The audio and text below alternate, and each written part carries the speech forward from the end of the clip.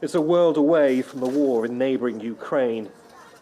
After everything these refugees have been through, Moldova feels safe.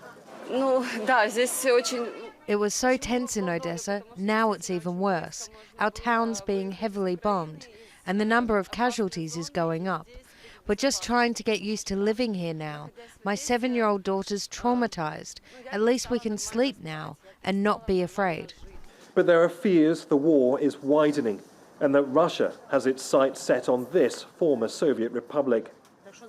This week, a string of mysterious attacks and explosions destroyed infrastructure in Transnistria, a pro-Russian separatist region of Moldova. It claimed independence in the early 1990s following a brief war with Moldovan troops, but it isn't recognized internationally. It has its own government, currency and leadership, and makes no secret of wanting to join Russia.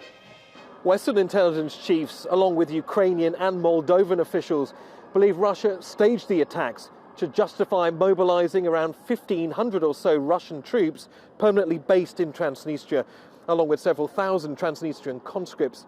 It follows recent comments from a Russian commander saying that the Kremlin's latest strategy was to try and link Russian troops in the east and south of Ukraine with Russian forces in Transnistria. The comments have caused alarm in Moldova.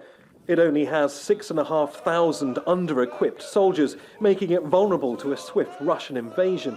And like Ukraine, Moldova isn't a member of the EU or NATO. The country's former defense chief, Brigadier General Vitaly Marinutsa, believes it's time to abandon neutrality enshrined in its constitution. You have to be on the right or on the left, especially when you are here in this part of the world.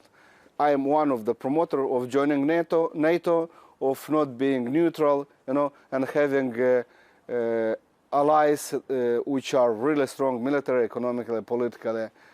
And I think for us it's the best. But I'm in a minority here in the country. There are also concerns the Kremlin could attempt to sow division between the country's Russian and Moldovan-speaking communities. And there's another lever Russia could pull: energy supplies. We are absolutely dependent on Russian gas, 100%, and 70% of our electricity is generated using that gas. Most of it's produced in Transnistria. We are totally dependent on Russia.